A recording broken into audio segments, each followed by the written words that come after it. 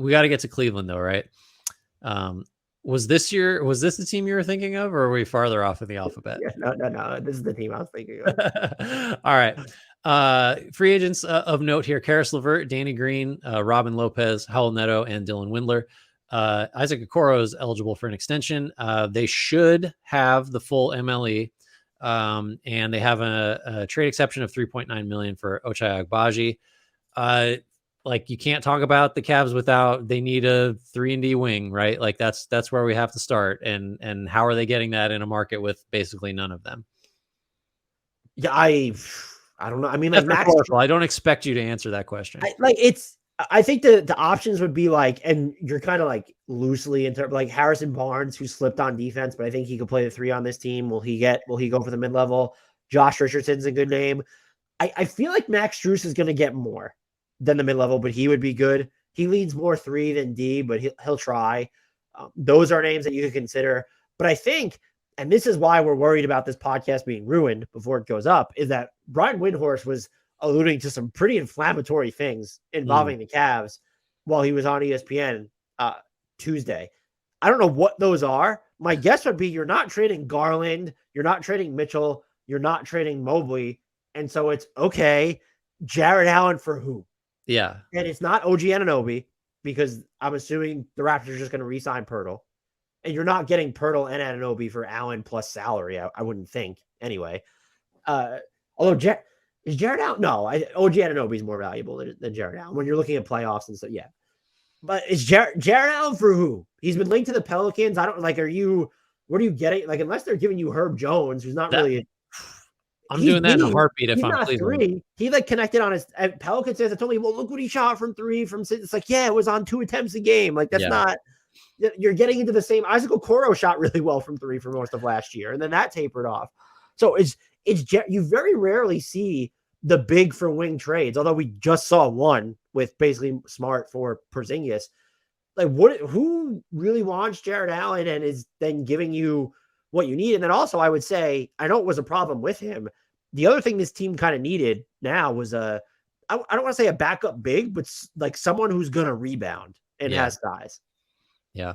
I just figured out the trade. It's probably illegal.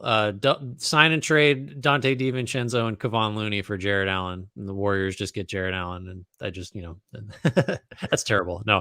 I think, before we talk about targets, it's an area where you feel comfortable with Okoro, for example, and LeVert coming back and just hoping that one or the other figures out how to slot into that fifth starter role. Like, we've done enough, right? We know enough, I think.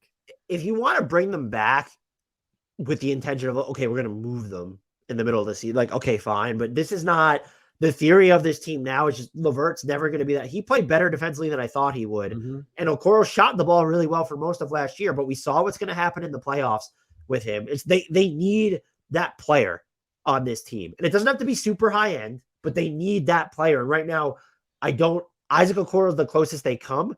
I don't view him as that player. Yeah. Like, Torrey Craig doesn't move the needle, although he'd probably be an upgrade. He moves the needle, which is maybe the end. Like, who's more likely to stay on the floor as a 3-and-D guy in the playoffs? Karis LeVert, Torrey Craig, or Isaac Okoro? And the answer is Torrey Craig. And it's not like Karis LeVert is the better scorer, ball handler, but that's not what this team needs. Yeah. What do you think about DiVincenzo, even though I mentioned him jokingly? Because the mid-level might get him. Is he a good enough shooter? Well, he was last year, but has never been before, so that's the problem. You're really small then, too. He's really more of a 1-2 defender than a 3 defender. But I mean, like, just looking down the list, it's not long till you get to Josh Richardson, whom you mentioned, and it's like, that's just not. I'm not inspired by that. I'm trying to think who else. Yeah, we've kind of gone through a lot of these. You know what you could potentially work? Would it be? I don't know. I don't know. Would Brooklyn even do this? Dorian Finney-Smith and Nick Claxton for Jared Allen?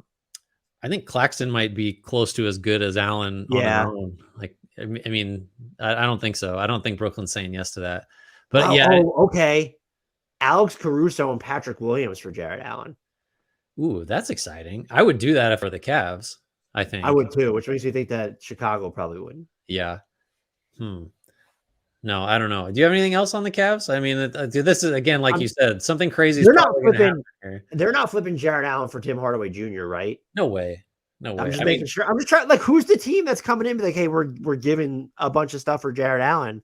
Or I don't think Jared Allen's on a bad contract. I'm just saying, I think he's really good. We apologize to Jared Allen at the end of every single one of these podcasts. right. But I don't know. And he has to be the guy that we can agree on that, right? Windhorse is.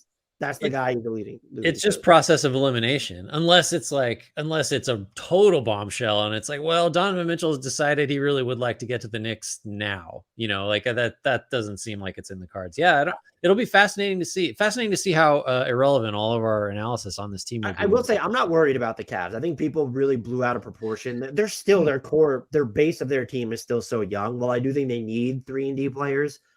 And the Dean Wade stuff, you can't just have Dean Wade and Isaac Okoro and expect that to be, but they're so good. They're so good. I think the expected outcome for a team giving huge minutes to guys as young as Garland and Mobley was what happened. Like that, it would have been more of a surprise if the Cavs had gone on a deep run with guys that young in major roles.